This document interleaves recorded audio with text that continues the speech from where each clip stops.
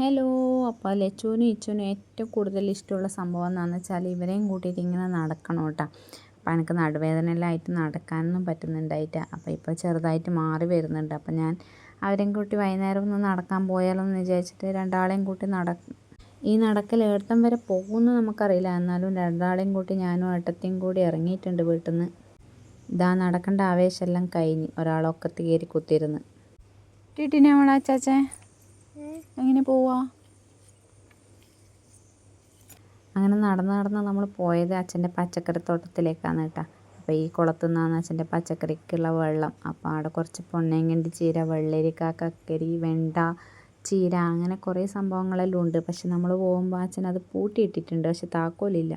അപ്പോൾ പണിയെടുക്കുമ്പോൾ ചായ കുടിക്കാനും വിശ്രമിക്കാനുള്ള സ്ഥലം കൂടി അവിടെ അച്ഛൻ സെറ്റാക്കി വെച്ചിട്ടുണ്ട്. ഇരിക്കാനുള്ള. അപ്പോൾ അടിപൊളി സ്ഥലമായി.